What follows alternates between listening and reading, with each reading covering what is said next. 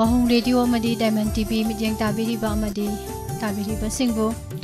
taram noksari hauze muglan thoksari isai saknasi thauram tongan ba platform singda makhal mathelgi thauram hauze domna mathang oina tabiri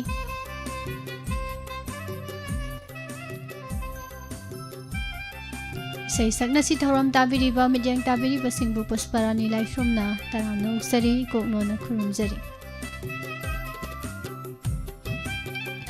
Live chat sing aksang ngangini yenguraga iche mabem oilerame Sara Mahendra taram noksari good afternoon iche mabem taram noksari thagatjari Rose angang bu ubse Thamoy se kainom phawi thagasari myam call hangduna thamjare 7005 707 808 numbers da call tawbiu tawbadabu yam toin phangba caller sing di saru yabidana ba no luksari yam hanjan hai bili taba nungai tabasu leibiram bayai adumakpu live phoning program isai sakna si program aduki matik marang kaina Wahong Radio na Diamond TV na thamjabana nongmanini laptop piraga saruk yabiu haiba wafam sisu mayamda noluksari thagachari pomnama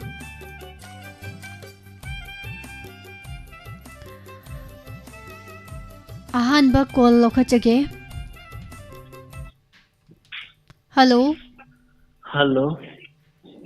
Good afternoon Miss Taram nokchari sir minglai from haibiu Miss Robin Mite Kumazam. Sir Robin. Asidi say sakna si thauram ni. Kari say ngang bidu no. Asidi say ngang thopi batare ngan degi phaja ba khanbi ki bai say marak tagi. Khoida bi ba ma. Hoi Swami Kumar gi say mate ma sum tok jarak. Hoi. Hau birak pa ya ko. Hau birak. Panthong yoram dai sida natrabadi Bidai pi bagi matam lai trabara Panthong yoram dai sida natrabadi Bidai pi bagi matam lai trabara Hai khibani aidi Ahanba una bada Nungsina bahodringai Sina haibirammu Kaina do balairadi Nungsi haibigano Panthung yoram dai sida natrabadi Bidai pi bagi matam lai tabara Achumna mirai bige khallaga nangna karigi hapiri nungsi bikya Achumna mirai bige khallaga nangna karigi hapiri nungsi bikya nungsi nangi damakta Hinjaramba punsina Nungsi nangi damakta Hinjaramba punsina Mairambi matawgum Mairina maiwaire Mairambi matawgum Mairina maiwaire Panthung yoram dai sida natrabadi Bidai pi bagi matam lai tabara Khanjaba tamangairi Manglangum le punsi Arimba oi haure Sagat duba asa Khanjaba tamangairi Manglangum le punsi Arimba oi haure sagatu ba asa ꯄꯨꯟꯁꯤꯒꯤ ꯈꯣꯡꯂꯣꯏꯅꯤ ꯈꯟꯖꯔꯝꯕ ꯅꯪꯅꯤ ꯄꯨꯟꯁꯤꯒꯤ ꯈꯣꯡꯂꯣꯏꯅꯤ ꯈꯟꯖꯔꯝꯕ ꯅꯪꯅꯤ 아샤가 삐랑가 참나래 ngasi디 아샤가 삐랑가 참나래 ngasidi panthung yauramdai sida natabadi bidai pibagi matam leitabara haikibani aidi ahanba unabada nungsinaba haudringai singna haibiramnu kainadauba leiradi nungsi haibiganu panthung yauramdai sida natrabadi bidai pibagi matam leitabara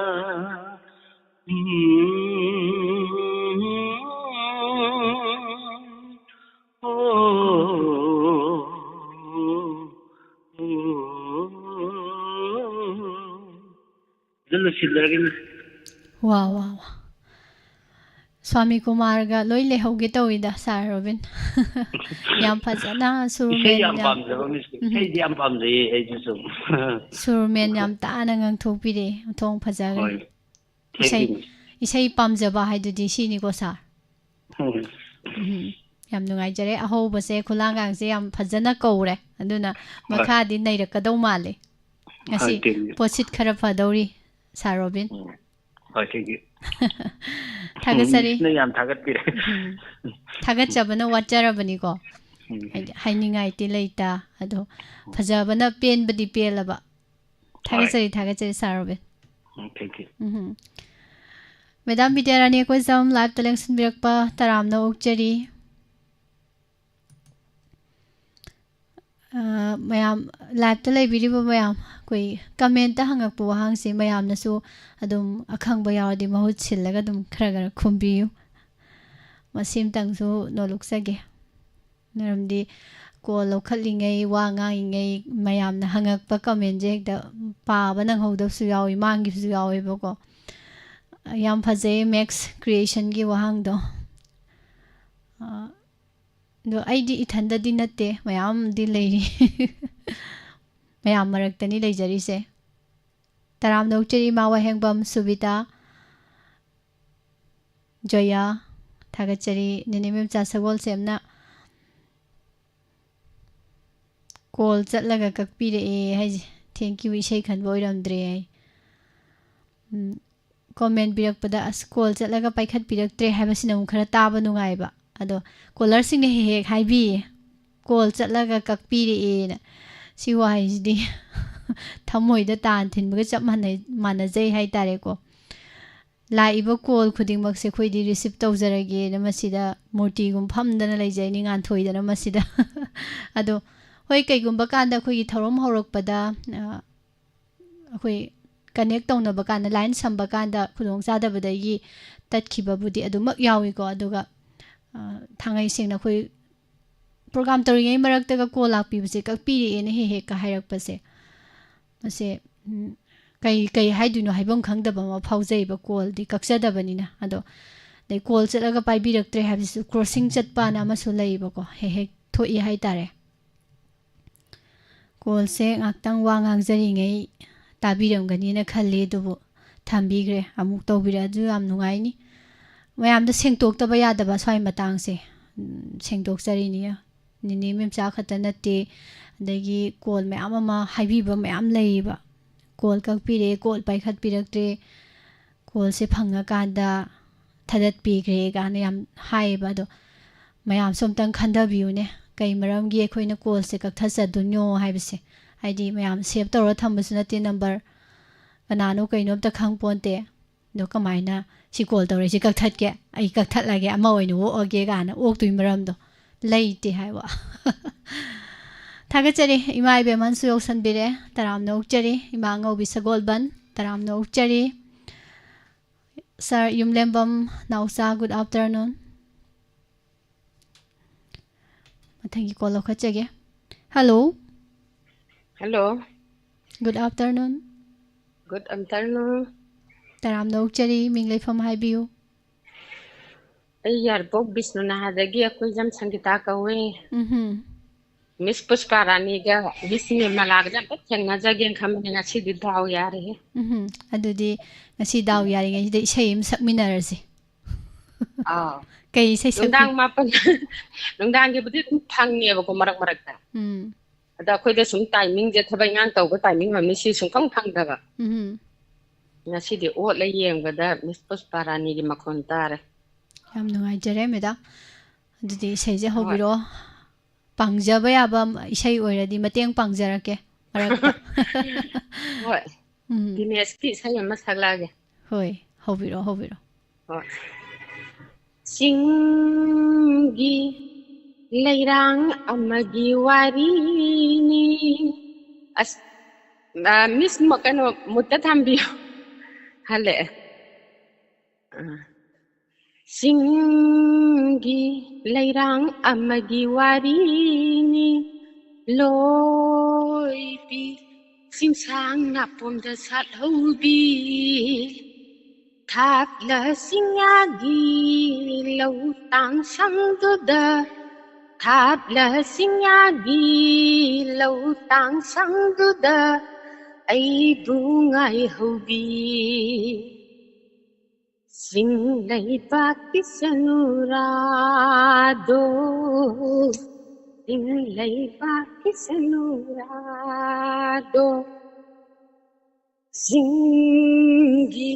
ꯂꯩꯔꯥꯡ ꯑꯃꯒꯤ ꯋꯥꯔꯤꯅꯤ ꯂꯣꯏꯕꯤ ꯆꯤꯡꯁꯥꯡ ꯅꯥꯄꯣꯝꯗ ꯁꯥꯠꯍꯧꯕꯤ ꯃꯪ ꯐꯥꯎꯅꯔꯣꯏꯗꯕ आशादो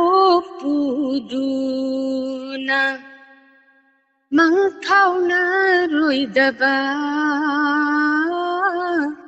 आशादो पुदुना वाना ngaihobani lakleroidaba aibu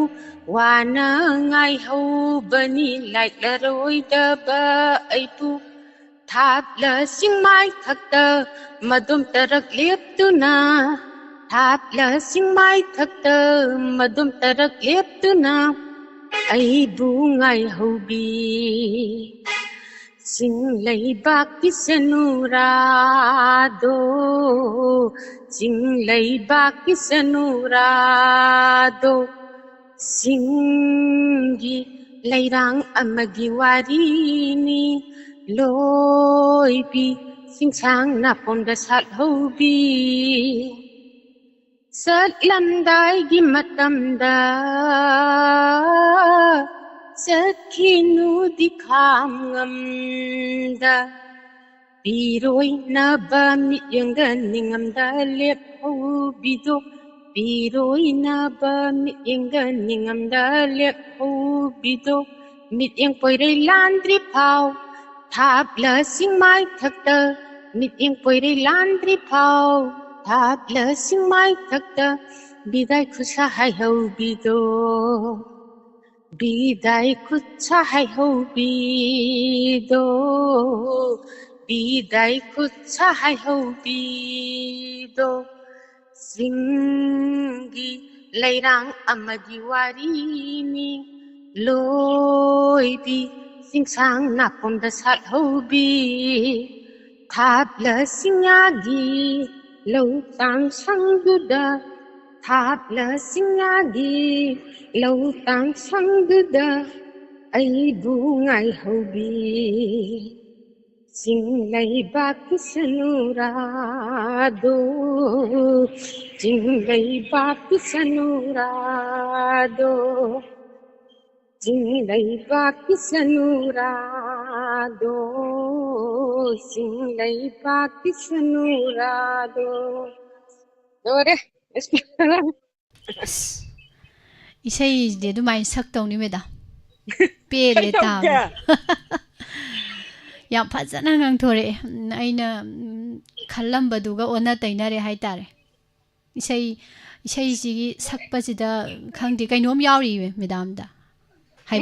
ꯍꯥꯏꯗꯣꯛꯐꯝ ꯈꯪꯗꯕ ꯑꯩꯈꯣꯏ ꯄꯤꯅꯤꯡꯕ ꯀꯃꯦꯜ ꯑꯃ ꯌꯥꯎꯔꯤꯕꯀꯣ ꯌꯥꯝ ꯌꯥꯝ ꯄꯦꯟꯅ ꯉꯪꯕ ꯍꯥꯏꯇꯥꯔꯦꯅꯦ ꯑꯩꯅꯅꯦ ꯑꯝꯇ ꯁꯥꯟꯅꯒꯦ ꯇꯧꯕꯁꯦ ꯃꯤꯁ ꯅꯤꯔꯃꯂꯥꯒ ꯁꯨꯝ ꯑꯌꯨꯛꯇꯁꯨ ꯑꯃꯨꯛꯇ ꯐꯪꯗꯕ ꯀꯣꯂꯔꯁꯤꯡꯒꯤꯅꯦꯅ ꯍꯥꯏꯗꯅ ꯑꯗꯣ ꯁꯨꯡꯐꯪ ꯐꯪꯗꯕ ꯑꯗ ꯃꯤꯁ ꯄꯨꯁꯄꯥ ꯔꯥꯅꯤꯒ ꯃꯤꯁ ꯅꯤꯔꯃꯂꯥꯒꯁꯦ ꯑꯝꯇ ꯁꯥꯔ ꯑꯣꯂꯦꯟꯒꯕꯨꯗꯤ ꯑꯗꯨꯝ ꯁꯥꯟꯅꯖꯔꯦꯕꯀꯣ ꯑꯝꯇ ꯇꯥꯟꯖꯥ ꯐꯪꯗꯦ ꯑꯩꯈꯣꯏ ꯅꯣꯡꯃ ꯏꯃꯥ ꯄꯨꯔꯒ ꯂꯧꯔꯦꯟꯐꯝꯗꯩꯅꯦꯅ ꯅꯤꯉꯣꯜ ꯑꯩꯈꯣꯏ ꯑꯍꯨꯝ ꯂꯥꯛꯑꯝꯕꯗꯨꯅꯦ ꯁꯤꯡꯖꯨꯒ ꯄꯨꯔꯒ ꯍꯣꯏ ꯃꯦꯗꯥꯝ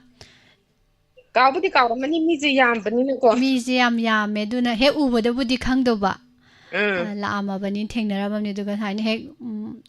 ꯑꯩꯈꯣꯏ ꯍꯥꯏꯔꯛꯄꯁꯤ ꯃꯥꯒ ꯀꯣꯜꯂꯒ ꯐꯣꯇꯣꯒ ꯀꯥꯞꯃꯤꯟꯅꯗꯅ ꯇꯧꯕꯗꯨꯅꯤ ꯏꯃꯥꯅ ꯗꯣꯅꯔ ꯌꯥꯎꯕꯩꯅꯦꯅ ꯆꯠꯄꯗꯣ ꯍꯣꯏ ꯃꯦꯗꯥꯝ ꯌꯥꯝ ꯅꯨꯡꯉꯥꯏꯖꯔꯦ ꯏꯁꯩꯁꯨ ꯌꯥꯝ ꯐꯖꯈ꯭ꯔꯦ ꯍꯣꯏ ꯊꯥꯒꯠꯆꯔꯤ ꯊꯝꯖꯔꯦ ꯍꯣꯏ ꯃꯊꯪꯒꯤ ꯀꯣꯂꯔꯗ ꯈꯨꯗꯣꯡꯆꯥꯕ ꯄꯤꯖꯒꯦ ꯂꯥꯡꯒꯣꯜ ꯆꯝꯅꯅꯥꯎ ꯑꯦꯟ ꯕꯤꯗ꯭ꯌꯥꯂꯛꯁꯃꯤ ꯇꯔꯥꯝꯅ ꯑꯣꯛꯆꯔꯤ ꯊꯥꯒꯠꯆꯔꯤ ꯏꯕꯨꯡ ꯁꯕꯤꯔ ꯃꯥꯏꯕꯝ ꯏꯆꯦ ꯃꯕꯦꯝ ꯏꯃꯥ ꯏꯕꯦꯝꯍꯟ ꯖꯌꯥ ꯇꯔꯥꯝꯅ ꯑꯣꯛꯆꯔꯤ ꯅꯦꯅꯦ ꯃꯦꯝꯆꯥ ꯊꯥꯒꯠꯆꯔꯤ ꯄꯨꯝꯅꯃꯛ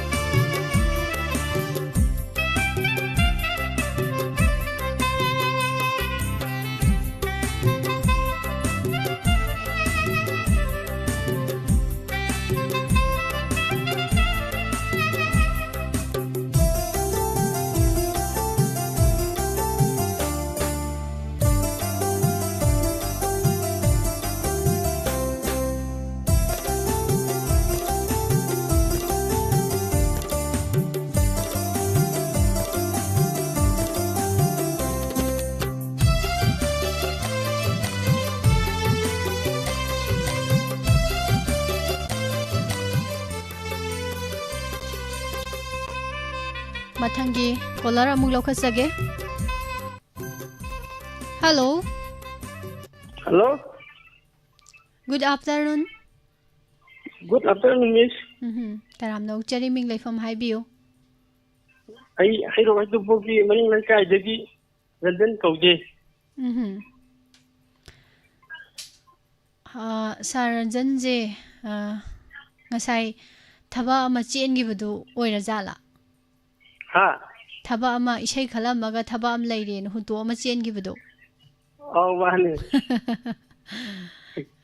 ꯑꯩ ꯅꯤꯡꯁꯤꯡꯉꯛꯑꯕ ꯑꯗꯣ ꯁꯥꯔ ꯔꯟꯖꯟꯍꯣꯏꯒꯤ ꯃꯦꯗꯥꯝꯒ ꯋꯥꯔꯤ ꯌꯥꯝ ꯅꯨꯡꯉꯥꯏ ꯁꯥꯟꯅꯈ꯭ꯔꯦ ꯏꯁꯩꯁꯨ ꯅꯨꯡꯉꯥꯏ ꯇꯥꯃꯤꯟꯅꯈ꯭ꯔꯦ ꯁꯥꯔꯗꯤ ꯍꯣꯏ ꯍꯣꯏ ꯇꯥꯕꯤꯍꯧꯔꯝꯃꯔꯣꯏ ꯇꯥꯏꯌꯦ ꯑꯩ ꯏꯔꯨꯖꯕ ꯆꯠꯀꯦꯅ ꯇꯧꯔꯝꯕ ꯌꯥꯝ ꯅꯨꯡꯉꯥꯏꯖꯔꯦ ꯏꯁꯩ ꯇꯥꯍꯧꯗ꯭ꯔꯁꯨ ꯏꯁꯩ ꯑꯃ ꯉꯥꯡꯊꯣꯛꯄꯤꯔꯝꯃꯣ ꯍꯣꯏ ꯗꯤꯅꯦꯁ ꯏꯁꯩ ꯑꯝꯇ ꯌꯥꯕꯗꯤ ꯌꯦꯡꯒꯦ ꯍꯧꯖꯟꯕꯤꯔꯣ ꯁꯥꯔ ꯍꯣꯏ ꯌꯦꯡꯂꯒ ꯄꯦꯟꯖꯔꯒꯦ ꯊꯃꯣꯏꯅ ꯁꯨꯝꯍꯠ ꯌꯥꯏꯐꯨꯒꯤ ꯅꯨꯡꯁꯤ ꯁꯛꯇꯝꯗꯣ ꯌꯦꯡꯂꯒ ꯄꯦꯟꯖꯔꯒꯦ ꯊꯃꯣꯏꯅ ꯁꯨꯝꯍꯠ ꯌꯥꯏꯐꯨꯒꯤ ꯅꯨꯡꯁꯤ ꯁꯛꯇꯝꯗꯣ ꯑꯣ ꯑꯩꯒꯤ ꯔꯥꯅꯤ ꯊꯃꯣꯏꯒꯤ ꯔꯥꯅꯤ ꯍꯦ ꯑꯩꯒꯤ ꯔꯥꯅꯤ ꯊꯃꯣꯏꯒꯤ ꯔꯥꯅꯤ ꯅꯪꯇꯅ ꯂꯣꯏꯖꯔꯦꯅꯦ ꯑꯩꯒꯤ ꯄꯨꯟꯁꯤꯗꯤ ꯌꯦꯡꯂꯒ ꯄꯦꯟꯖꯔꯒꯦ ꯊꯃꯣꯏꯅ ꯁꯨꯝꯍꯠ ꯌꯥꯏꯐꯨꯒꯤ ꯅꯨꯡꯁꯤ ꯁꯛꯇꯝꯗꯣ ꯅꯪ ꯑꯩꯅꯗꯤ ꯅꯪꯂꯩ ꯍꯥꯏꯕꯁꯦ ꯇꯥꯡꯍꯟꯒꯦ ꯃꯤꯀꯨꯞ ꯈꯨꯗꯤꯡ ꯇꯥꯍꯟꯒꯦ ꯃꯤꯌꯥꯝꯅ ꯑꯩꯒꯤ ꯅꯨꯡꯁꯤꯕꯤ nang ai mari lay lay hai ba se ang hai riêng như cùng cùng tình ta hân ghê vì am đã chỉ vì chỉ cái ya thằng này su ai tốt cho lắm vì lòng hang đã của hân ghê nhưng chỉ hai ba agar kaya nasta Ranggang na hangge, agar kaya nasta Ranggang na hangge, ho sana iyo Yung agapin daray kita muna Yung haglay kong ilusi sa kando Lokang bisin bando na nuklas pa At kapilit yung na ihat pa Amoy da tupinong ka Oh, nakan simban na nuklag pa At kakinig na ingat pa Amoy da tupinong ka Ang laatiya ay kita mo da Alibanang na ay kita dani Masilin Nusikudo Batule aidi Jangara samul aidi Batule aidi Jangara samul aidi Hasana riyo Inaga kendera kita mula Umat yaitu sisakando Inaga kendera kita mula Sumhat jai puri sisa kamyo O ay girani Kamu girani He ay girani Kamu girani Nang kanalong jarine Ay gikunsibi Injay ka pinjay kita muna Sumhat jai puri sisa kamyo Wajaras Saranjan isai fajaba masu ngantopire yam nungaijai yam fajaba isai masu ngantopire Thagasari yam fajaba yam fajaba Thagasari sir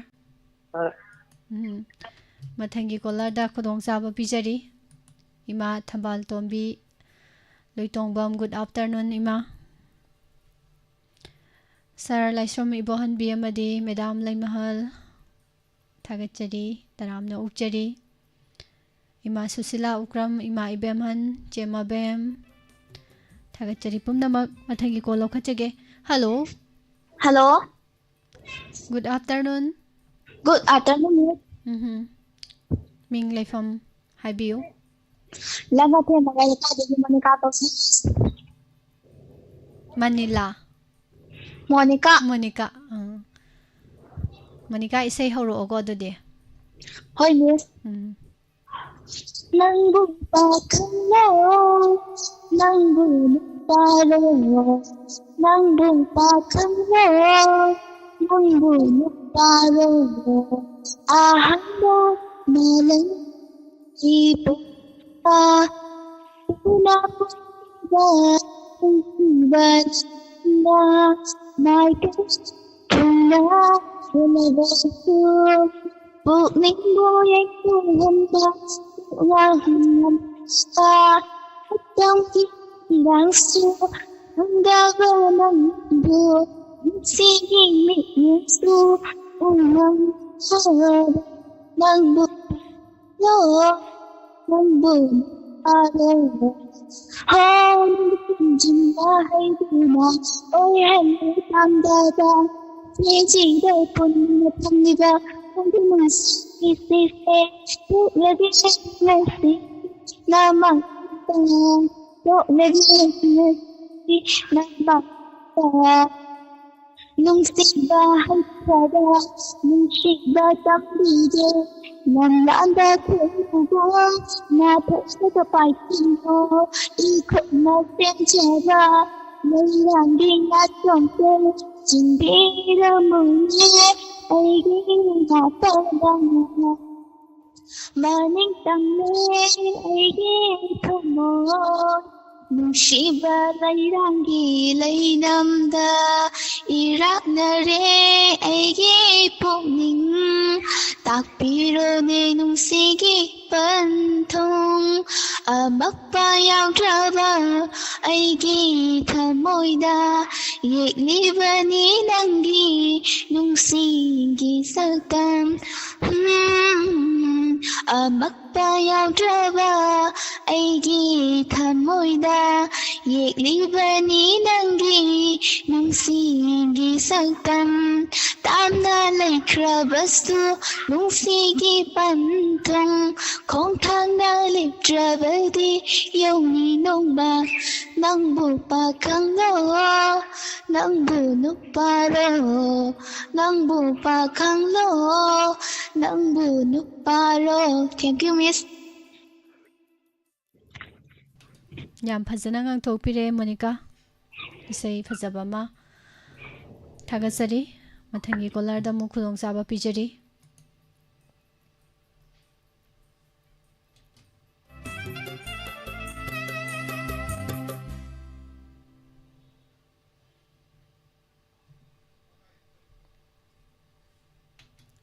Hello. Hello. Good afternoon. Good afternoon. Taramna uchari ming leifam haibiu. Isai lamadam tengbi. Seng bi isai kari isai ngang bidui no ngasidi. Rabi thauna gi chen tang ngang. How biro iche dudi. Oh, alright. Makhon di thokta hai khare na stol pikna aina kana tadra basu tarangani khanna nang nadi makhon di thokta hai khare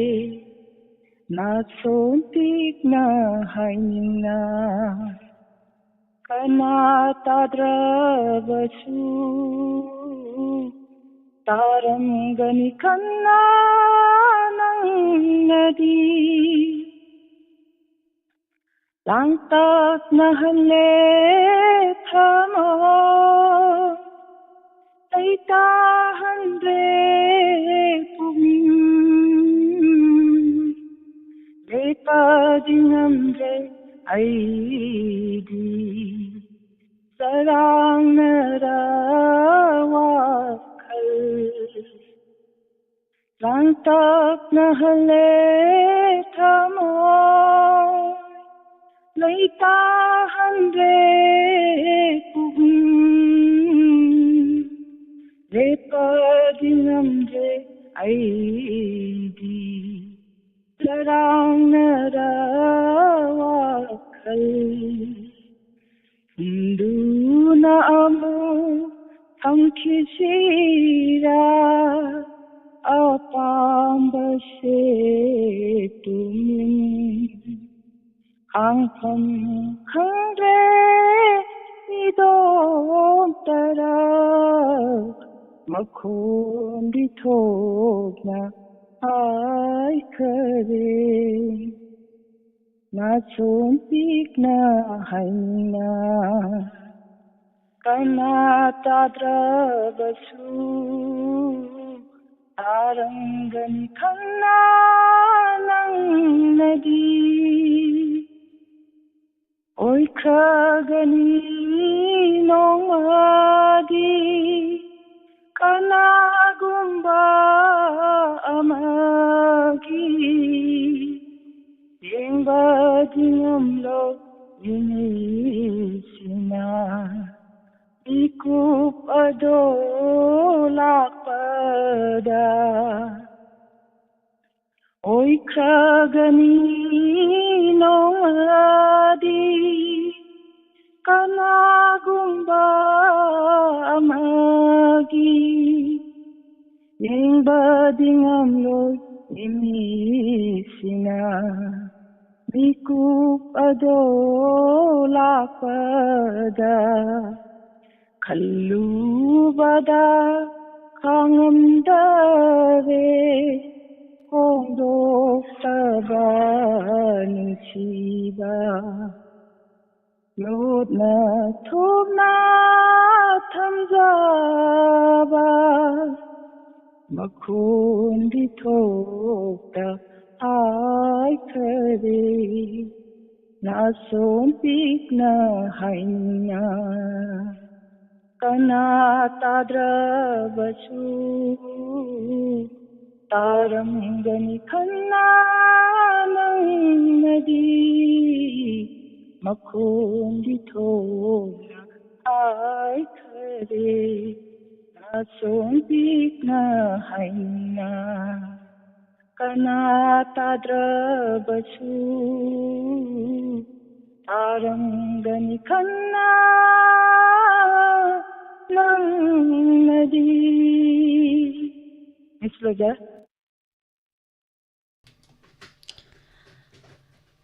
रेडियोदा इसे सकपी थौना फबीसिंगी मरकता इचे यिंगबिसु अमनी याम नुवाई इसे याम फजगरे थौना फबा हाइदि इसे याम हैरगा थौना फत्तदना सक्तजु मयाम लैरि को इचे अदुगी हाइजबनी याम फजबा इसेनी याम लुबा सकपदा इचेना याम फजना मकोक्तगी लोइबो फजना ngang थागचरी इचे थागचरी Ningthoujam चिंखैंगानबा तारामनो उक्चरी दाम विद्यारानी अखोइचम इचे बबेम इमा इबेम हल इमा सुशीला तारामनो उक्चरी मथंगी कॉल लौखचगे हेलो हेलो हेलो तारामनो उक्चरी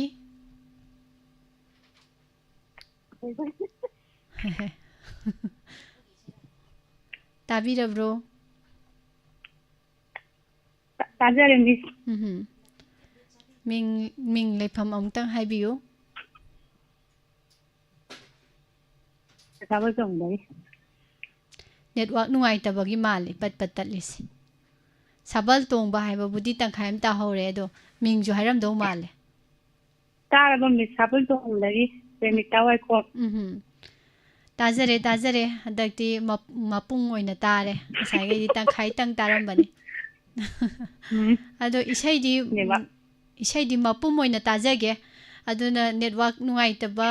मफमदुदगी खजिक्तंग नुंगाइबा मफम थीरेगा कोइथोकपिरो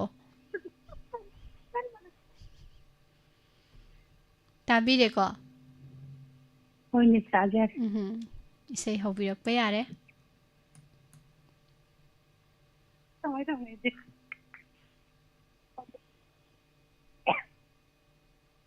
होय मिस हौजारगी मत हौबिरो सक्खंगदिनै नंगो करिगी असो नुशिरोबा सक्खंगदिनै नंगो होनमदबा आवाबाना करिगी थमोइदा ओलिबा सक्खंगदिनै नंगो करिगी असो नुशिरोबा सक्खंगदिनै नंगो Napautani taminkiba Singlo urubada aina Simbangam draba Laming irana Tarigi wakal soiruba Napautani taminkiba Singlo urubada aina Simbangam draba Laming irana Tarigi wakal soiruba Sakkanadinai nango Tarigi asu nusiruba Sakkanadinai ꯅꯪꯕꯨ ꯅꯨꯡꯁꯤ ꯍꯥꯏꯕ ꯋꯥꯍꯩꯅ ꯀꯔꯤꯒꯤ ꯅꯪꯅ ꯐꯣꯡꯕꯤꯕ ꯈꯪꯉꯦ ꯅꯪꯅꯗ ꯂꯥꯛꯇꯨꯅ ꯅꯍꯥꯛꯅ ꯀꯔꯤꯒꯤ ꯋꯥꯈꯜ ꯁꯣꯏꯔꯨꯕ ꯅꯨꯡꯁꯤ ꯍꯥꯏꯕ ꯋꯥꯍꯩꯅ ꯀꯔꯤꯒꯤ ꯅꯪꯅ ꯐꯣꯡꯕꯤꯕ ꯈꯪꯉꯦ ꯅꯪꯅꯗ ꯂꯥꯛꯇꯨꯅ ꯅꯍꯥꯛꯅ wakal soiruba makanadinai nanggo tarigi asu nungsiruba makanadinai nanggo ongamraba awabana tarigi thamoida oliba makanadinai nanggo tarigi asu nungsiruba makanadinai nanggo Miss Loijarap Isai loithokre Network yam nungai network ti nungaigre isai sakpadadi nungaigre aidi as isai horem phajaba mangang thora ta phangoidra na pakhalubane adumakti thokidre daw yaba haiduni aigira isai saiba migira tabiriba mayamgira khangde daw yabam di yaure maraksida khangde di Miss isai do iko da chale da nungai ram do du malu nungai yam phajana ngang thokpire thagachari maru mathangi kolar da mu khudong sawa pijege Amarjit Khuman isai amata sakke tawbani phone phangdre mayamna sakpo oina tarage leithokanu loithokanu mayam su isai sai ayu amtang di saktaba yade na khallaga call otpiyu thagachari nene samje sabam santi pabung Jenta Kumar Ima Ibem Han Madam Tombi Nongthombam Jemabem Thagachari Ima Bimola Laima Pabung Asa Kumar Sar Bijan Naurem Thagachari Mathangi kolo khachage hello hello Miss taramna ukchari ming leifam haibiyu Thawal thokomdagi arani kawe Miss Madam call se fangamnina mayam ju isai amam ngang thokpirame Madam isu kaino hotnabiro Oi Miss sayrai taba mati ma ju bihagena hoi ngang je dum maramata tawe ado suro tawdaba ngasi ko tayengena sangju pa phangandi hoi Phangi ngai da lemna thabiramanu adudi pang phangdamnina bugo haita ju karai de ko khallaga te goro koigi uti thombo otpadawna okhaibiramuse mayam jemta mayamgi thamoije ho ho kana mute thambiyo ni hoi haubiro ho Shirajunu Hangamdaba Pamjarasu Pami Pungamdaba Shirajunu Hangamdaba Pamjarasu Pami Pungamdaba Laidara Oh Laidara Shidagi Hena Wababu Shirajunu Hangamdaba Pamjarasu Pami Pungamdaba Kengala inangbo nungsiba Nungmagi Kengala aigi apambas Asum Kengala inangbo nungsiba Nungmagi Kengala aigi apambasu asum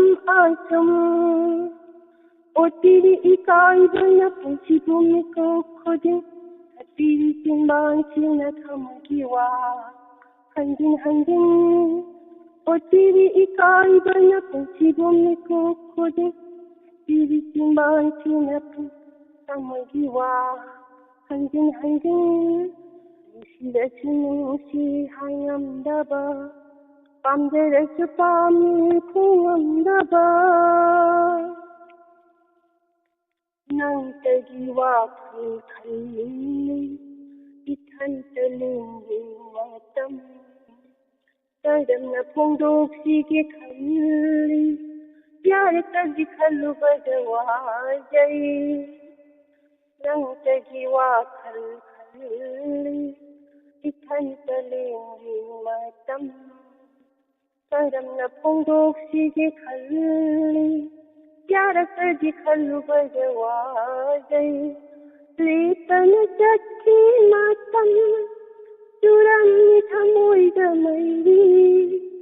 Litana chakki matam Churami thamoida mairi Wakhida nusiba Irubasi wakhida Nusirasu nusi hainamdaba Pamjarasu pami pungamdaba Laidara, oh laidara Itagihina wababu Nusirasu nusi hainamdaba Pamjarasu pami pungamdaba Bajare miss As madam gi isai da lupa nifu bodi tale he asigi Kuan ga jini ida Sarbijen naurem na lupa nifu kapsile madam ga lupa kun ye naraje ya miss yam nungai jare Sarbijen Thagaje isai yam phaje Thagachari madam isai yam nuksiba mangang bire Sarobin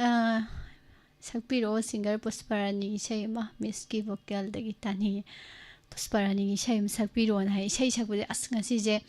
mayam da haidokpudadi yam nungaitraba do isai sakpuje je ngamdoira ngamoidira na ngasai khalli do isai sakna si oibanina aiso sakke na khanbaneba do ngasi chak se khajitang thengna jagareba adusu ahau bunga ta sasangiba duna kanna mangi thamoi sengna haijarabada adubu hoi adum yengake Thagasari Sarobin Kumuksam Mathangi call lokachage Hello now to be Jena ikai kumnajari Taram no chari che iche Isinga sisi daw yam yaine isai di tamaude adubu isai mati amakata sakyarakte ngasi je daw si yare ngasi kai numit no ngasi thang si numit orangbani ngasi thang ge numit yam phaba male aduga poinu gi na kaya ni pan grabjano isallaga thambi horo hoa ado kari isai no je isai ju tam hodreba isai ro ama hekta salagya hoi hobiro Nangi Yai khana bata Khaliba Aiche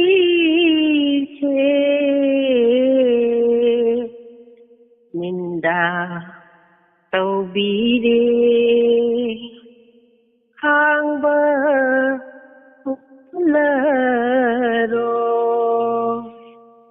Ningamda Lelhoba Aisi Nangi Lambita Yengi Nangdu Lagla Oidara Nungsiba Uni Aina hala khanglam laba Tarigi asu खोइदारुनी नुंसीबा हुनी ꯑꯩꯅ ꯍꯥꯟꯅ ꯈꯪꯂꯝꯂꯕ ꯍꯣ ꯍꯣ ꯍꯣ ꯑꯍꯤꯡ ꯈꯨꯗꯤꯡꯒꯤ ꯑꯆꯤꯛꯄ ꯊꯥꯕꯜꯗ ꯑꯍꯤꯡ ꯈꯨꯗꯤꯡꯒꯤ ꯑꯆꯤꯛꯄ ꯊꯥꯕꯜꯗ 이세이 따삭이 낭부닝신나 까이나 바이마이리다 뿌이라마 뿔지 티칼라로이 아모 아이히리라다 티칼라로이 Niklada Iba huni Ainahan kanglang laba Oh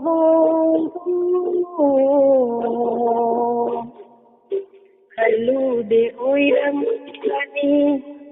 Musiba minamba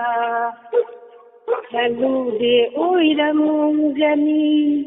nungsiba minamba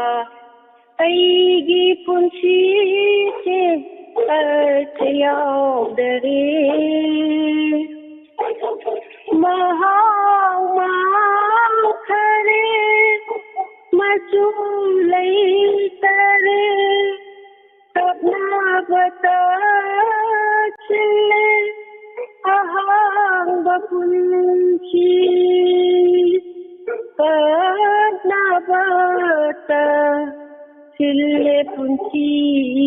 ke Nungsiba huni Ainahan khanglamlaba Oh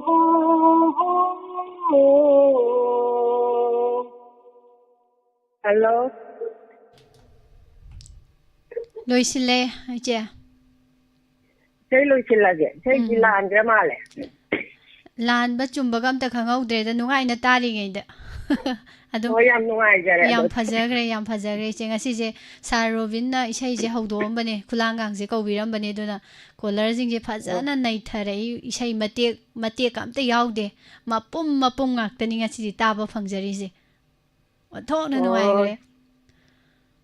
yam nungaijare inaw na thagatiba thagachari je anjaraja Mathangi caller da mu khudong saba pijari je Rani Manipur nene arune koijam Thagasari Nilakanta Computer Kangzamba Marjit Khuman Mantram di tak thokramni Madam Sabitri Thoksom Taram Nokchari Ima Bimola Ruchi hojiki isai do Matem ngang biron hai ise na hoji sa ambai sai do mayai waidagi matem adum kaino khudol tamake mayek sek ta khangak te ba mayek yaudana sa ade do yengsage ahing khudingi chiklaba thabalda ahing khudingi achikpa thabalda isai tasakli nangbu ningsingna mahamang khare machu laitare kapna bata sili ahang bapunsi kapna bata Sili punsi si Nungsiba huni Ainahan khanglamlaba Karigi ashu Khoidaruni Haifam खंगदा तमफम खंगदा करिगी वाना लेलोगनी नुशीबा हुनी अइना हाना खंगलमलाबा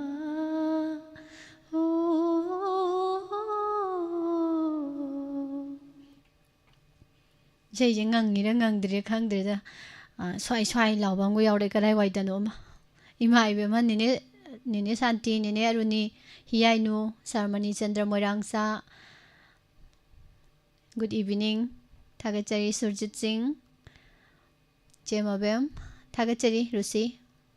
maibam ngongo miss saktibi tampagi pusparani sakpai saido sakpiro saktibi tampagi tumba saba khangdana oiramdau male mathang kolar amatang laukhachage aduga yengjarake thagasari pomnamak hello good evening miss nasibu chaga thengajare chabu taram nokjari yam nungaijare imaga thengnabasu imabasu taram nokjari sei sakna si thoramda ado ming lepham amutang khangan biu imagi ya sok ke tu bino konjengwam nida ima bino konjengbam hoi adudi imagi su sei hobiro hoi mane nangu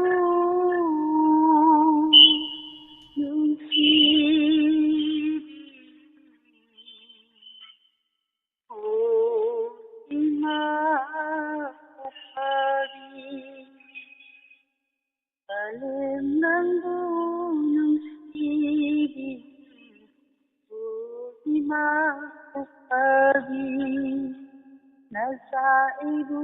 thadoglam kaidano chaliba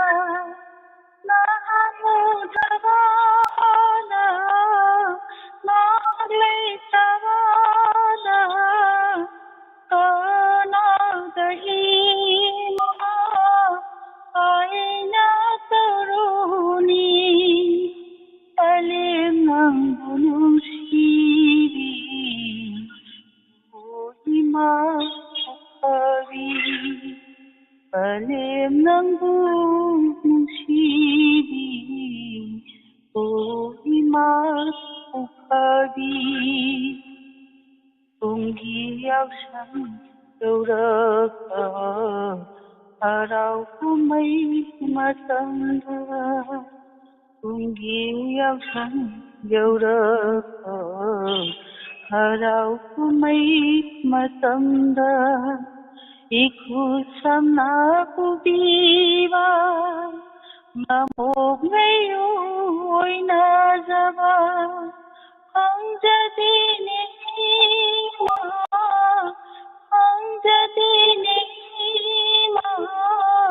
Nasagi punsiga isau gengelo para alimang bulong sibi o ima upadi alimang bulong sibi o ima upadi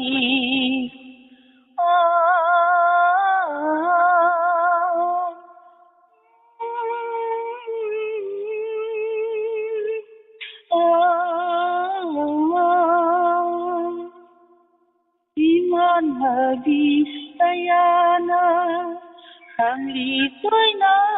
imanangu Amuk dilina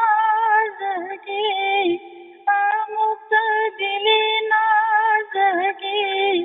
Niya mananda Nigeria sana Alinang gunung sibi O ima upagi Alinang gunung sibi ओ इमा फबी इमा ओ इमा ओ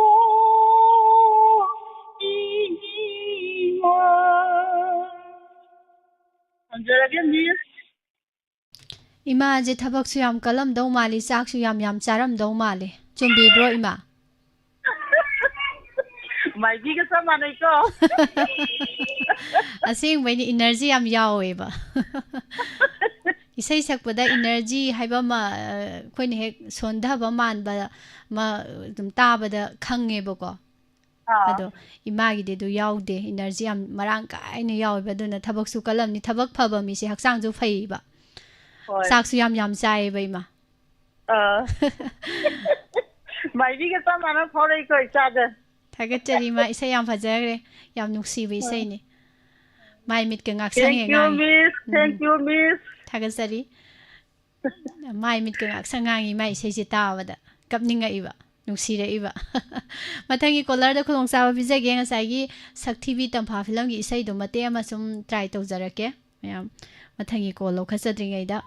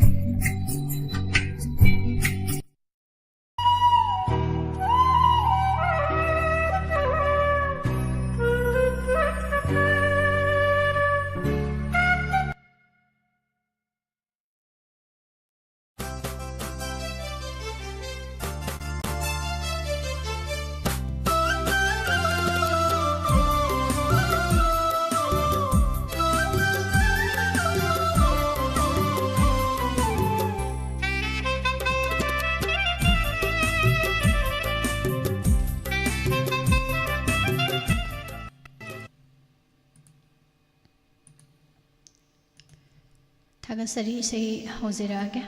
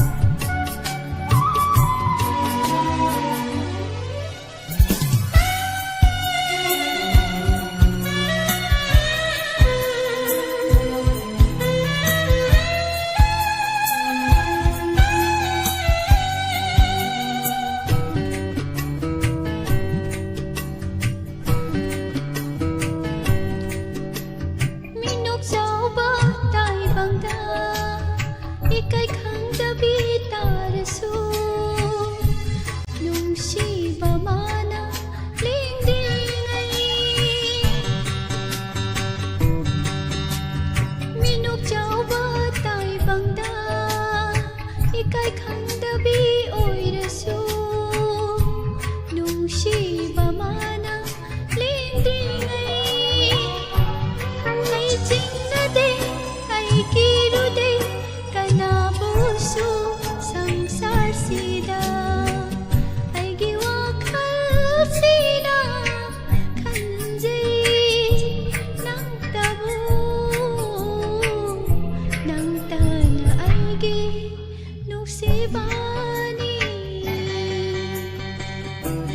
ताबा यारिब्रा खंदे अदुम सक्सेले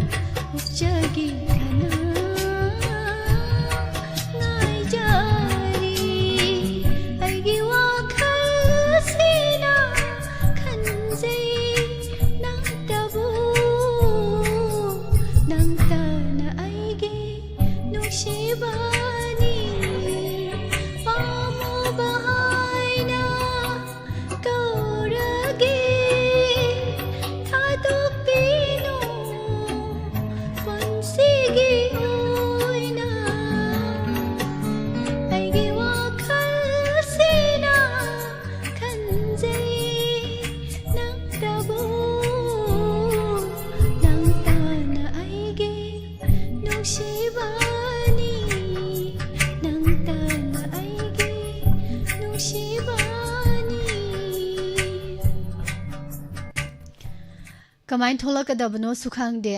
इसाइजे मपुंग फानासु नोंबदा सुमनासु सक्सु सखिद्री अदो कैदवेगे इसाइने दुम सअलोइरेना दुम सक्जनग्रे मया ताबदी मयामना नुक्सिबिमनिना ताबबुदि दुम नुक्सिना ताबिरंगनी खनजे थागचरी call अमा ngसाइदगी होल तौजरिबा अमुक लौखचगे hello hello good good evening ना तराम नौचरी ना बिसेदे याम फजैये फजाबनी थेक्न खोइना चेनबा इचेनगा चप मानबनी चेमा वो फोन तौजरे बे कचिंग बे चिचे जिवला ताने ना इसे होबिरो याम कुइना सु होल तौहनबिरे हाय सिटी हेलो प्रीति गी रसिबिना गा सैता गाजमीगा ना सकपदो याम फजाबे इसे पुलिंग आईगी वाखल तबदो अदुम सक्थाबिरो ने जेमा हौरागे को हौबिरो आईगी पुलिंग आईगी वाखल पोथा फंगो खंदरे नुंसी हो रगले थमुय आईदी ngawrene आईगी पुलिंग आईगी वाखल पोथा फंगो खंदरे नुंसी हो रगले थमुय आईदी ngawrene malang nangbo angaba nangna aibo su ngawhale aige lamin bapuming tanda chawi lekunda nunghibai yening so holagle basanta hai do lagle me tatbe miyina tarana okage hajasu tholagle kokensu kumlagle yenglagle phabane थापनी न खुना करना हो न दूना करिनु ऐमुंदा हंगलिबा ऐगे पुने ऐगे वखल ओ थापंबो खंदरे नुंसी इहो होरगले थमुय ऐदे ngawrene nasi nungsu churagle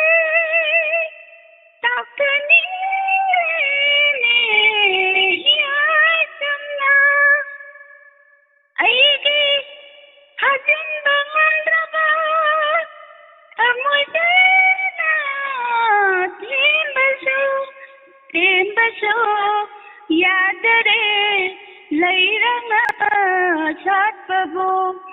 ꯀꯅꯥꯒꯤ ꯑꯣꯏꯔꯨꯅꯤ ꯂꯩꯍꯤꯅ ꯃꯤꯍꯧꯕ ꯃꯈꯣꯏꯁꯨ ꯁꯤꯡꯂꯦ ꯄꯥꯏꯔꯒꯦ ꯀꯔꯝꯅ ꯀꯜꯂꯤꯗ ꯑꯩꯒꯤ ꯄꯨꯛꯅꯤꯡ ꯑꯩꯒꯤ ꯋꯥꯈꯜ ꯄꯣꯊꯥꯐꯝꯕꯨ ꯈꯪꯗꯔꯦ ꯅꯨꯡꯁꯤ ꯏꯍꯧꯔꯛꯂꯦ ꯊꯝꯃꯣꯏ ꯑꯩꯗꯤ ꯉꯥꯎꯔꯦꯅꯦ ꯑꯩꯒꯤ ꯄꯨꯛꯅꯤꯡ ꯑꯩꯒꯤ ꯋꯥꯈꯜ ꯄꯣꯊꯥꯐꯝꯕꯨ ꯈꯪꯗꯔꯦ ꯊꯝꯃꯣꯏ ꯑꯩꯗꯤ ꯉꯥꯎꯔꯦꯅꯦ. Thank you. Now what?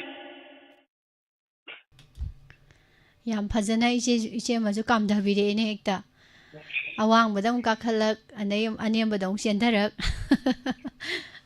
ꯑꯗꯨꯝ ꯂꯣꯏꯕ ꯑꯗꯨꯝ ꯉꯥꯡꯊꯣꯛꯈ꯭ꯔꯦꯕ ꯁꯣꯏꯗꯦ ꯑꯗꯨꯝ ꯐꯖꯩ ꯏꯁꯩꯁꯤꯗꯤ ꯃꯥꯏꯒꯤ ꯇꯣꯉꯥꯟ ꯇꯣꯉꯥꯟꯕ ꯈꯨꯁꯛꯅꯤꯗꯀꯣ ꯍꯥꯏꯗꯤ ꯁꯩꯁꯛꯄꯗꯨꯅ ꯁꯛꯈꯤꯕꯗꯨꯃꯛ ꯁꯛꯀꯅꯤ ꯍꯥꯏꯕ ꯂꯩꯇꯦꯕ ꯑꯗꯣ ꯁꯨꯔ ꯍꯥꯏꯕꯁꯤ ꯈꯛꯇꯅꯤ ꯃꯔꯨ ꯑꯣꯏꯔꯤꯁꯦ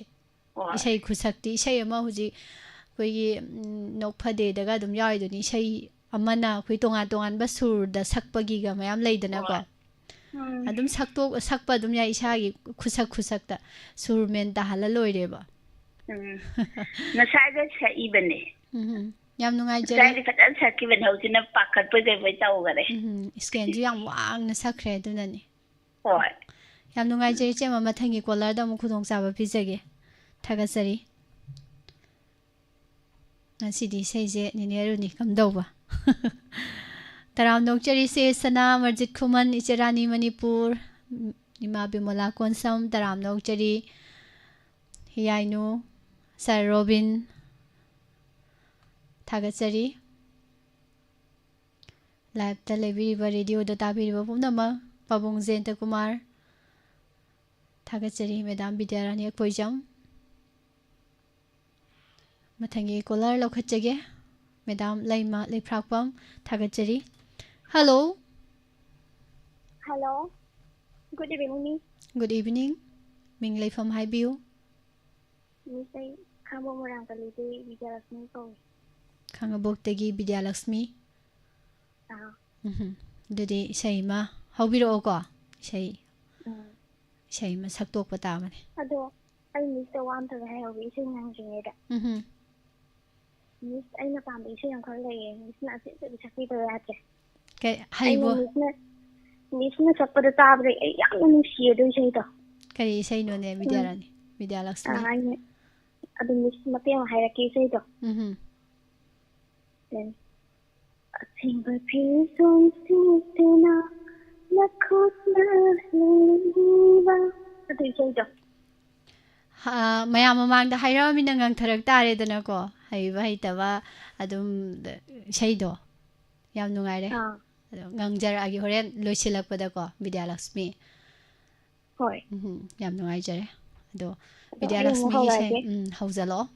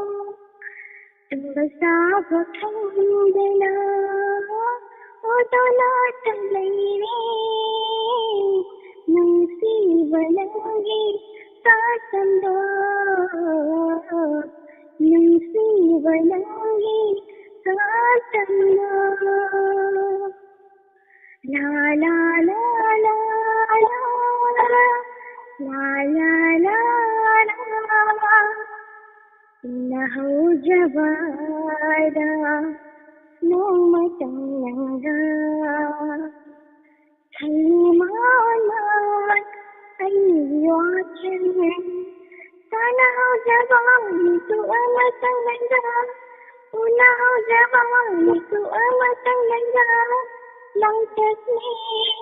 đang ngó lên phố quỳnh sinh mà say bơ nắng say bơ cùng với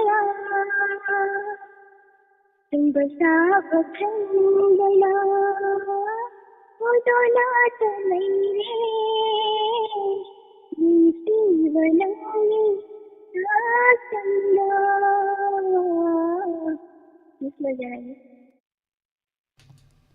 Vidya Lakshmi se yam phajare ko tumba saba khangdana phajabei sai ni Vidya Lakshmi na su yam phajana thokpire yam nungai jare thagachari sei dore loisilakpada ngange Miss Cao ni ko kaw da bide ekta ngangsalage yam nungai jare thagachari ngasigi sandokchariba isai saknasi thoramgi aroiba kolar da khulong saba pijari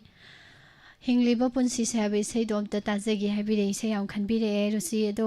adugi hingliba punsi je sakke na karaoke se thiba kana karaoke je hana yauram bane do hojikti YouTube tagi lokthok pigreba duna horen mate madum khoigi music yaudabida hapsilakpa haiduni dumasu अरोइबा कोलरदा खुदोंग साबा पिजरी थागचरी पाबुंग gent Kumar इसे यामना नैखाई ख्रे हाइबिरे पाबुंग gent कुमारना थागचरी पुमनमक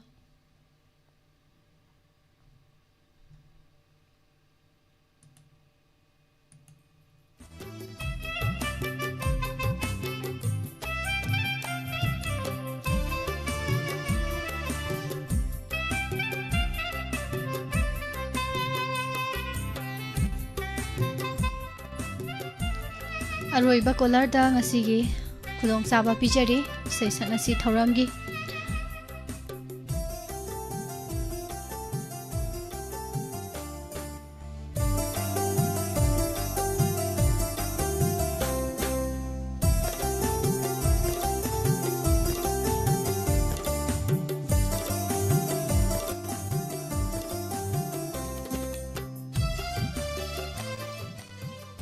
network se am nungai tabadu thoe khoi calls laaga dum lokhalaga tatle kakthat pirira tatlira madi tawre adu mathangi caller ngai na ngasagi ruchi na khanbirak paise hingliba punsi se je dum tam tam ngangjarake ko caller si lakpa ngai ngai na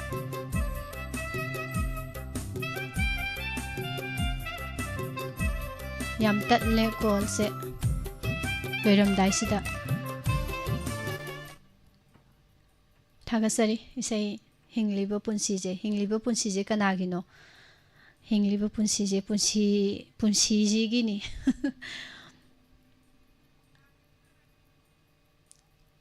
से जे सुम karaoke यावरगा सुंगांगी मयेक से हेक्ता खंगक्तेबा call जे लाक्सन के लखचरगे hello hello good evening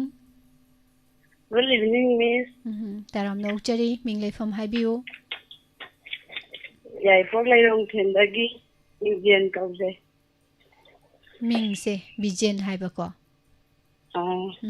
Madam Taram Nokchari, Aruba Collar Soire, do Shay Hobby Bayara bro. Say, Miss Kawariam Sananinga. Tana talks in Matia. You speak on any Taraga, Chadi, Zeta. Hi. The course is a young nungai, however. All this long hung the back. As if we hung the color to me never. I had I read the color Nigeria have the brain of the I hungry and a king when he said Aram for the year. Say, what you mirax the me when you can't chong you have. You cannot show. So don't tell me that. The target had it, Matumarang Toga Lantan. I had to find the one Jing Love of Power of Brava. Power of observer had a town of Sandava. And his name say chocolate that's come down with a hair for the child there. On the Kahata, why the Hadan according to a target, 100 lady right there. No, Mamma Tangs up the Koitorok Sirakandi, Madame Unava. ꯃꯤꯁꯅ ꯀꯣꯏꯊꯣꯔꯛꯄꯗ ꯑꯩꯁꯨ ꯀꯣꯏꯔꯛꯄ꯭ꯔꯥ ꯈꯪꯗ꯭ꯔꯤ ꯃꯤꯁ ꯌꯥꯝ ꯎꯅꯤꯡꯕ ꯍꯥꯏꯇꯥꯔꯦ ꯍꯣꯏ ꯑꯗ ꯏꯁꯩꯁꯦ ꯑꯩꯁꯦ ꯍꯧꯖꯤꯛ ꯅꯦꯠꯁꯨ ꯐꯪꯗꯕꯅꯤꯅ ꯃꯈꯥꯔꯣꯝꯗ ꯍꯥꯏꯊꯔꯨꯏꯕ ꯑꯗꯨꯗ ꯑꯩꯅ ꯍꯥꯏꯐꯦꯠ ꯌꯦꯡꯉꯛꯄꯗ ꯏꯁꯩ ꯑꯃ ꯍꯥꯏꯐꯦꯠ ꯉꯪꯅꯤꯡꯕ ꯑꯃ ꯌꯥꯎꯔꯛꯈꯤꯕ ꯑꯗꯨꯗ ꯀꯔꯝꯕ ꯏꯁꯩꯅꯣ ꯃꯦꯗꯥꯝꯅ ꯉꯪꯅꯤꯡꯕ ꯐꯥꯎꯔꯤꯁꯦ ꯍꯧꯖꯤꯛ ꯈꯪꯖꯕ ꯇꯥꯔꯦꯗꯅ ꯌꯥꯝꯅꯗꯤ ꯁꯛꯑꯣꯏ ꯃꯇꯦꯛ ꯑꯃ ꯁꯛꯇꯣꯏꯅꯦ ꯃꯤꯁꯀꯤ ꯈꯣꯟꯖꯦꯜ ꯇꯥꯅꯤꯡꯃꯟꯗꯅ ꯇꯧꯔꯛꯄꯅꯦ ꯍꯣꯏ ꯍꯣꯏ ꯍꯧꯕꯤꯔꯛꯑꯣ ꯃꯦꯗꯥꯝ ꯑꯗꯨꯗꯤ ꯑꯗꯣ ꯃꯤꯁ ꯑꯩꯁꯦ ꯑꯅꯤꯔꯛ ꯁꯣꯝꯗ ꯍꯜꯂꯛꯑꯦꯕꯀꯣ ꯑꯗꯣ ꯁꯦꯝꯖꯔꯛꯀꯦ ꯏꯁꯩ ꯍꯦꯛ ꯍꯧꯔꯛꯄꯒ ꯌꯥꯝꯅꯗꯤ ꯁꯛꯑꯣꯏ ꯈꯤꯇꯪ ꯁꯛꯀꯦ ꯍꯣꯏ ꯅꯨꯡꯁꯤꯕꯒꯤ ꯁꯛꯇꯝ ꯎꯔꯨꯕꯗꯁꯨ ꯉꯥꯎꯏꯍꯦ ꯉꯥꯎꯏꯍꯦ ꯅꯨꯡꯁꯤꯕꯅ ꯄꯤꯔꯛꯄ ꯆꯤꯊꯤ ꯄꯥꯔꯨꯕꯗꯅ ꯍꯦꯟꯅ ꯉꯥꯎꯏꯍꯦ ꯉꯥꯎꯏꯍꯦ ꯄꯥꯈꯪ ꯑꯣꯏꯕꯅ ꯁꯨꯝ ꯂꯥꯡꯒꯤ ꯏꯀꯥꯏ ꯈꯪꯗꯕꯤ ꯑꯩꯗꯣ ꯑꯣꯏꯔꯦꯅꯦ ꯑꯩꯗꯤ ꯄꯥꯈꯪ ꯑꯣꯏꯕꯅ ꯁꯨꯝ ꯂꯥꯡꯒꯤ ꯏꯀꯥꯏ ꯈꯪꯗꯕꯤ ꯑꯩꯗꯣ ꯑꯣꯏꯔꯦꯅꯦ ꯑꯩꯗꯤ ꯅꯨꯡꯁꯤꯕꯒꯤ ꯁꯛꯇꯝ ꯎꯔꯨꯕꯗꯁꯨ ꯉꯥꯎꯏꯍꯦ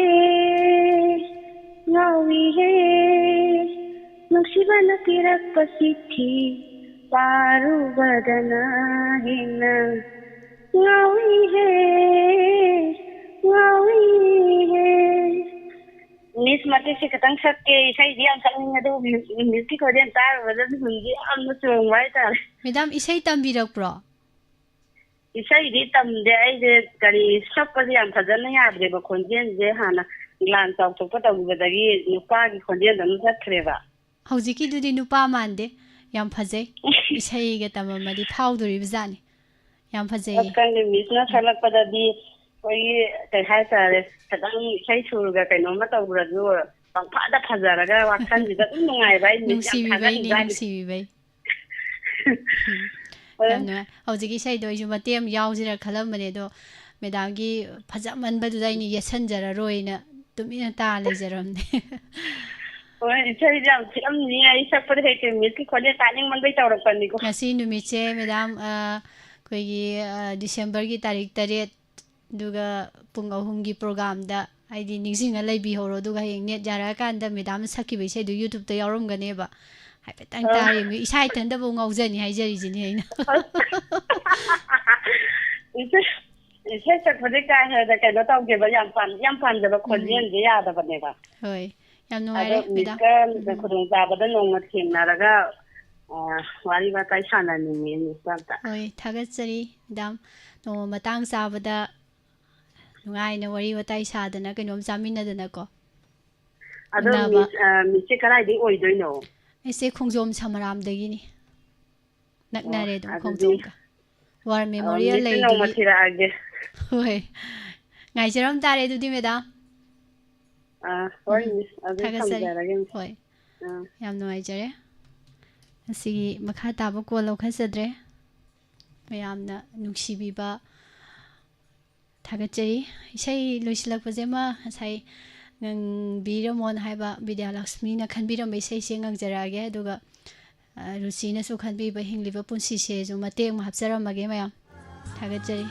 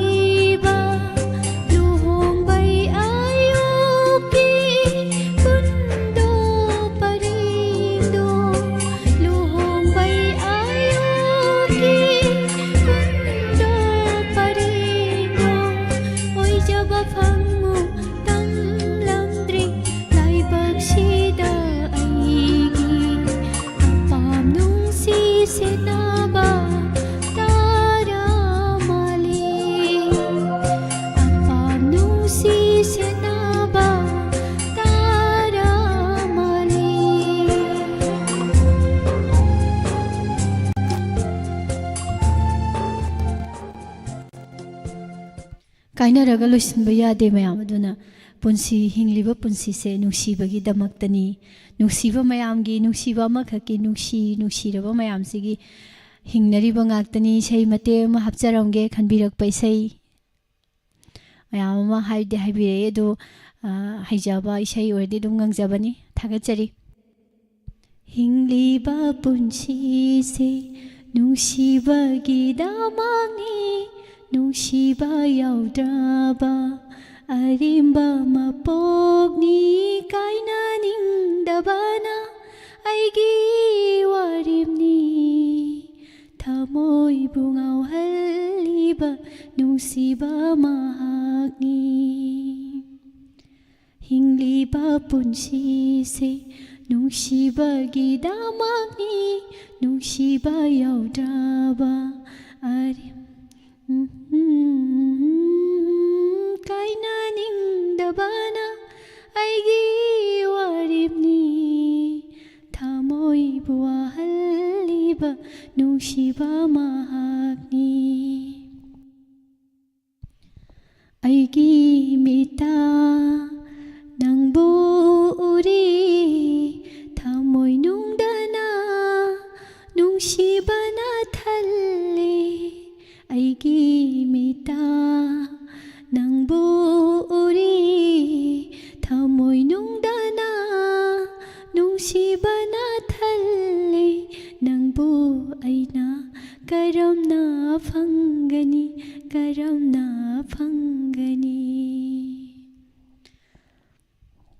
स्वाइदा लोइसलागे मैं इसेजिगी ट्रेक से थी अब थीजरगा मु खुदोंग चाबा अमदा ट्रेक हफ्जरगा मु ngangjaraके मैम इसे सकना सी थोरम तोंगा तोंगान बा कॉलर सिंग असिदि मै दाने इसे सकपिरखिबा ngaktani aina हाइजिनजबना सदे ताबिरिबा मैमना लोइ खंगे ngasi इसे कलाकार सिंग कॉल तौबिरखिबा कॉलर सिंग याम फजना इसे हेक्ता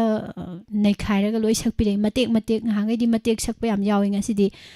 फुल ओइना याम लोइना सकपिरे हाइतारे थागजरे हनाना कॉल फंगौदबसिंग निंगनबा तौबिगनु नुमिदांगी पुंग 8 मखाइगी प्रोग्राम दा सरुक याबियु इसे अमु ngangbiyu entertainment program da adongi haijabasu mayam da entertain taubiyu haijaba wafam asiga loinana pumnamak pu hana thagachari live da laibiriba mayam pumnamak tongan tongan ba tv channel sing da radio da tabiriba mayam bu su hana thagachari ngasai ge uja dabada KSS kanta thagachari madam Indira Sorokhaibam ichema bem hiainu icherani Manipur Amarjit Khoman thagachari rusi thagachari ma ibem han ima susila okram nene aruni library बखुदिंग मिंगची थबा यावर सुवारो बिरोय लोसिंजरी मखा तारक पथौरमदा Sumang लीलागी dialogue मयाम पुना मुक्तामिना से पुंग तरे तारक मतमदा लाइव फोनिंग प्रोग्राम की थौरम पुरगा लाक्सगे मयाम बुंगाइदुना लेजरमगे पुमनमक पो हौजिगी दि पुष्पारानी लाइव शोम नामुकाना खुरमसरी